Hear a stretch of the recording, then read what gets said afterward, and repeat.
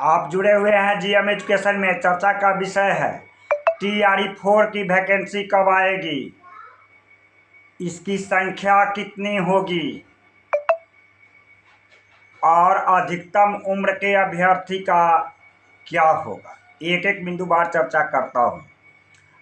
Social media में जो खबरें आ रही है कि जब शिक्षा विभाग के अपर सचिव एस सिद्धार्थ से पूछा गया कि TRE-4 की वैकेंसी कब आएगी, इस पर सीधा समय सीमा से बचते हुए उन्होंने ट्रांसफर पोस्टिंग की बात कही। जब शिक्षा मंत्री से पूछा गया कि TRE-4 की वैकेंसी कब आएगी, तो उन्होंने स्पष्ट तौर पर कहा कि TRE-3 की प्रक्रिया जब पूरी कंप्लीट हो जाएगी और नियोजित टीचर हेडमास्टर की ट्रांसफर पोस्टिंग की प्रक्रिया समाप्त हो जाएगी, कंप्लीट हो जाएगा, उसके बाद रिक्तियां की आएगी आंकड़ा। आपको पता है कि इससे पहले जो विद्यालय में छात्र और शिक्षक की अनुपात रखा गया है, ये आंकड़ा बताता है कि पूरा हो चुका है। अब ट्रांसफर पोस्टिंग से जो रिक्तियां आएगी उसके अगेंस्ट में आंकड़ा जुटेगा, उसके बाद TRE-4 की वैकेंसी आएगी। और दूसरी तरफ उन्होंने कहा कि TRE-3 की वैकेंसी का प्रक्रिया कंप्लीट हो जाएगा, उसके बाद TRE-4 का वैकेंसी की शुरुआत होगी, एडवर्टाइजमेंट आएगा। समय सीमा उन्होंने भी नहीं बताया। हाँ, एक बात की चर्चा जरूर की कि उन्होंने अनुकंपा के आधार पर 6000 के आसपास शिक्षक में सहायक शिक्षकों के रूप में भर्ती के लिए बताया, नया दृष्टि रखा। दिव्यांगों के लिए बात कहा और उन्होंने यह भी कहा कि नियुक्ति प्रक्रिया में जो गलत तरीका से या जांच के दौरान जो सीटें खाली हुई है, इस पर इसकी आंकड़ा आ जाने के बाद TRE-4 का वैकेंसी निकलेगा। अनुकंपा के आधार पर फिजिकल टीचर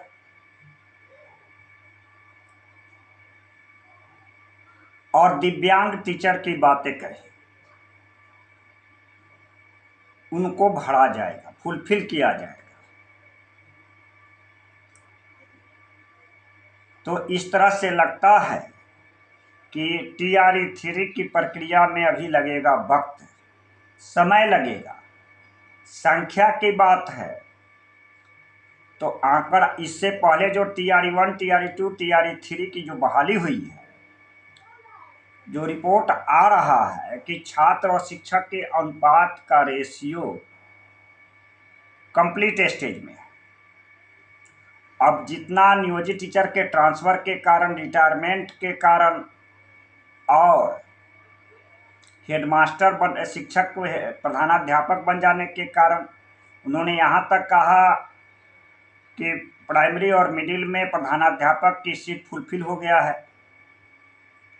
आगे PGT और TGT में जो प्रधानाध्यापक की ज़रूरत है, उसकी संख्या के बाद आंकड़ा आएगा और तब उसके बाद TRE-4 की वैकेंसी आएगी। अब बात कर लेते हैं, इसलिए संख्या का अनुमान लगाना अभी संभव नहीं है, क्योंकि सरकार जो डाटा दे रही है वैकेंसी के बारे में, विभिन्न विभाग के पदों के बारे में 2,34,000 के आसपास है, लेकिन शिक्षा विभाग की वैकेंसी कितनी आएगी, संख्या कितना आएगा, यह डाटा शिक्षा विभाग जारी करेगा। उसके बाद आएगी एडवर्टाइजमेंट TRE-4 का। आगे हम एज रिलैक्सेशन की बात करते हैं। चूँकि NIOS की वैलिडिटी मिली है और वह NIOS के लिए एक ऐतिहासिक जीत कहा जा सकता है, क्योंकि TRE 3 में तो शामिल ही नहीं हो पाए। TRE 2 में परीक्षा दिया, रिजल्ट को रोका गया। अब यह सवाल आता है कि TRE 2 में जो परीक्षा दिया और बाकी NIOS के रिजल्ट को छोड़ कर के रेगुलर वाले की वैकेंसी की के छात्रों के द्वारा फुलफिल किया गया। आखिर TRE 2 के जो उस मेधा अंक में आ गए थे बच्चे अभ्यर्थी, उनका क्या होगा? TRE 1 के सप्लीमेंट्री रिजल्ट में NIOS शिक्षक अभ्यर्थी को रोका गया। इसके लिए और इस तरह की मामला जो एक साल के अंदर में विभिन्न राज्यों में जो बहाली की शिक्षक की बहाली की प्रक्रिया कंप्लीट हुई है, वहाँ भी समस्या है। एक सबसे बड़ी गंभीर समस्या एज की है। अतिथि शिक्षक अलग रो रहे हैं। अतिथि शिक्षक में करीब 4200 के आसपास है।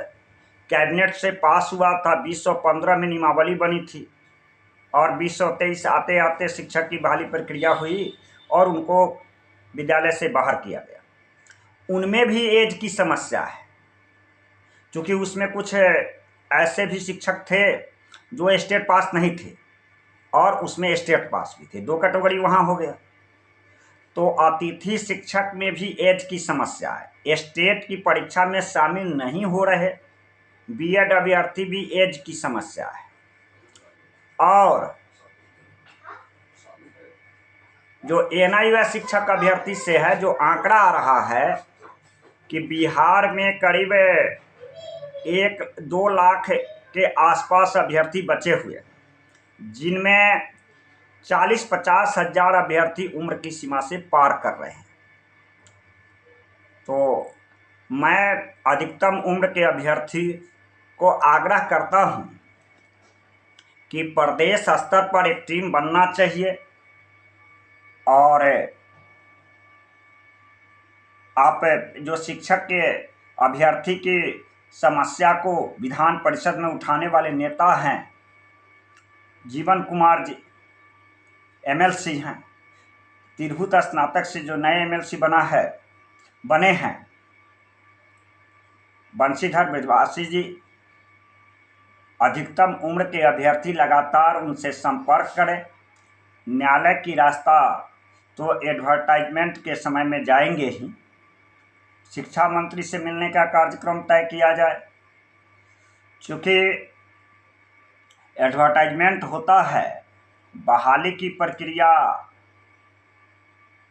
परीक्षा शुरुआत हो जाती है, परीक्षा जल्द हो जाता है, इस बीच में अभ्यर्थी न्यायालय में जाते हैं तो जीत नहीं मिल पाता, जैसा TRE 2 में है, केस को डिसमिस कर दिया जाता है।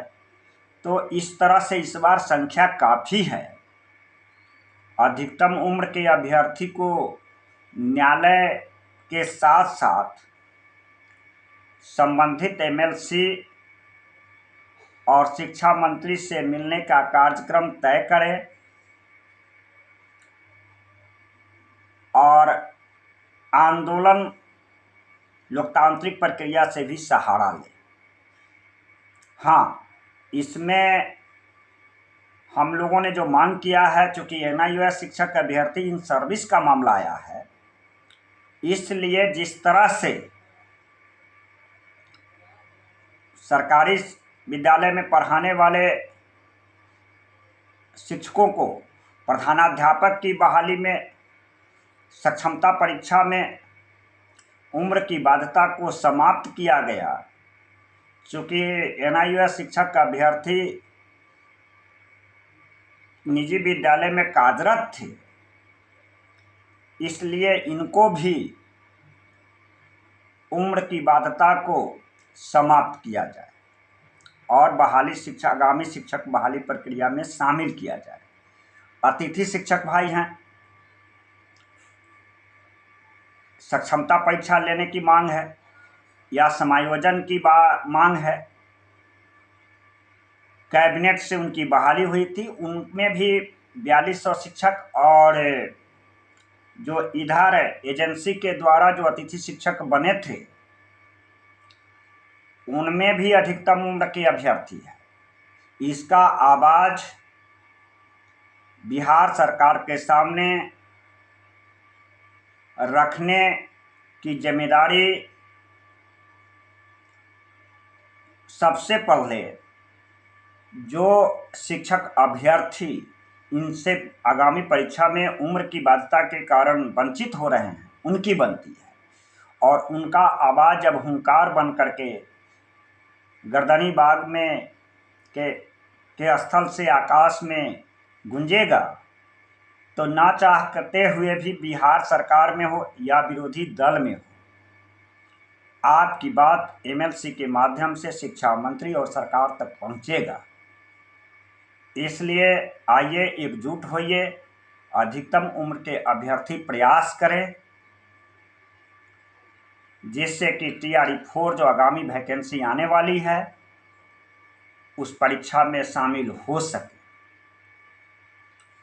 इसमें किसी तरह की किंतु और परंतु की बात नहीं सोचना है। आइए एक साथ एक मुद्दा कि शिक्षक बहाली में अधिकतम उम्र की बाध्यता को समाप्त किया जाए, सरकार पर दबाव पड़े, नियमावली में संशोधन हो। न्यायालय तो अंतिम रास्ता है ही। धन्यवाद।